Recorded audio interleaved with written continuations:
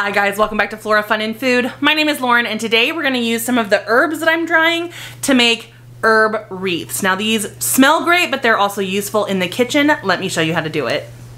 Well, obviously my first step was to go out to the garden and harvest these herbs. Now it is starting to get cooler here, especially at night, so these herbs are not going to last much longer. So I decided just to get them all while I was out there. I only focused on the hard herbs today. So my sage I cut all the way down, my lavender here I cut all the way down.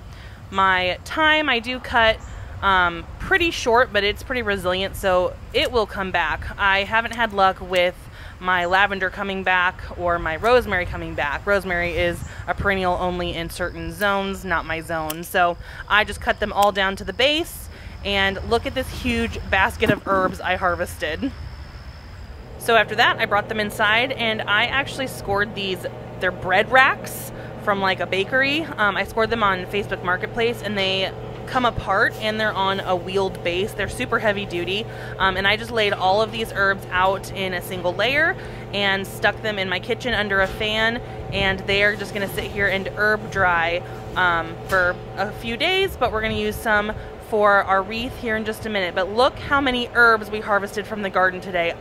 I'm so proud of myself. Okay, so I grabbed a bunch of herbs from my drying racks over there. I have hard herbs like rosemary, sage, lavender, and thyme. You have to use hard herbs for this because they will air dry pretty well. If you use softer herbs like parsley and basil, they'll just get nasty and mushy and won't be usable. So let's start out. I have tons of rosemary, so we'll start with some rosemary sprigs. And I have some pretty big branches, so we are gonna cut it up just to kind of make it a little bit more manageable. So, let's see. We'll just cut off all the big branches here. There we go. Okay, now to bundle these together, I'm going to use just some clear little hair ties. You could use rubber bands or whatever you've got, but this will just kind of hold them in a bunch, and we will hide the rubber band here in just a second. So make sure it's nice and secure. Twist it around how you want it. And then we're going to take a piece of floral wire, and if you don't have floral wire, you can just use multi-purpose wire. It should be fine. And we're going to secure our bundle of rosemary here, which I got some thyme in there. There we go.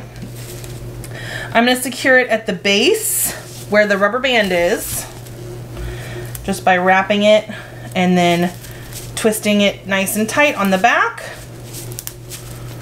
cutting off the extra, and then tucking the sharp wire down into the wreath so that it doesn't scratch the wall or your finger. So I've secured it at the base. As I go, I may secure it more at the top. This one I probably will because it's just big branches. So we'll take another piece of wire. I'll kind of just do a few branches, so I'll leave some on the top so you don't see the wire as bad. And I'm going to do this one not quite as tight so it still looks loose.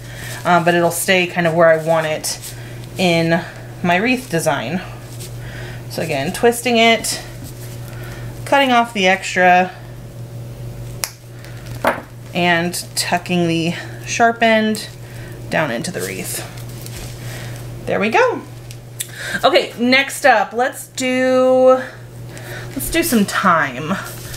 Just give it a different texture on the next section here. So I'm going to take a nice big bundle.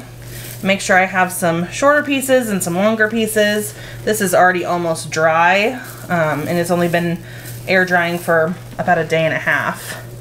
So I need some longer ones here. You know, when you air dry herbs, you are going to lose some of the color, but that is okay because now we can just pull these right off of the wreath and use it while cooking. So it's a really useful wreath. It's not just for decoration or potpourri.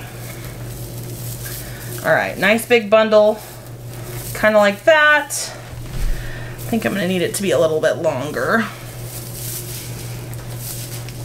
So this one will have multiple wire secure pieces. But we'll go ahead and bundle up the end.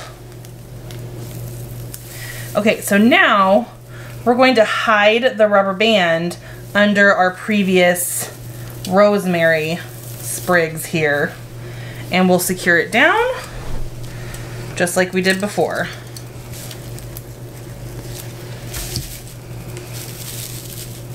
Okay, this top section definitely needs to be secured because it wasn't all in the rubber band. So we'll kind of bundle it together, take a piece of our wire, thread it through the middle so you don't really see it, and the bundled stuff stays on top so it's not going to go anywhere, and that'll be good for our time.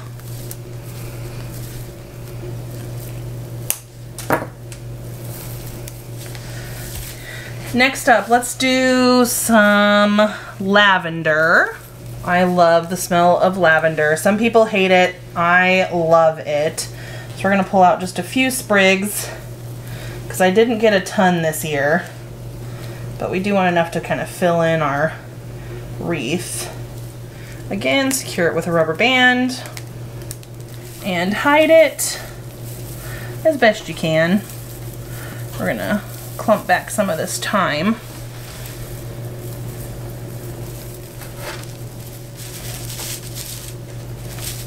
Now my lavender's sticking out kind of funny, so I am going to bend it and secure it with some more wire.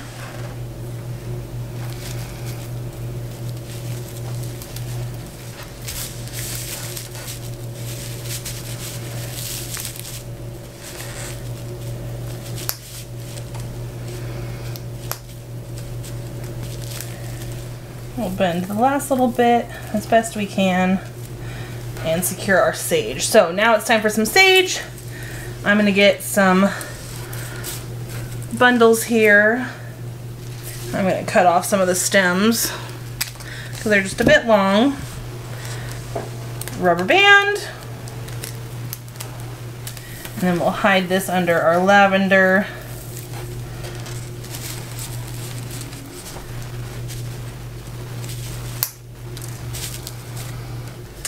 Alright, we'll do the last few branches, just kind of interlaced like that.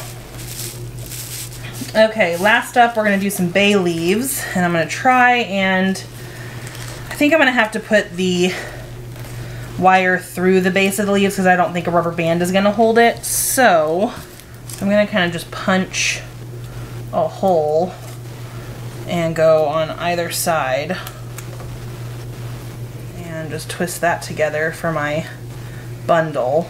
And then again, we're going to hide it as best we can. Hide that rosemary there.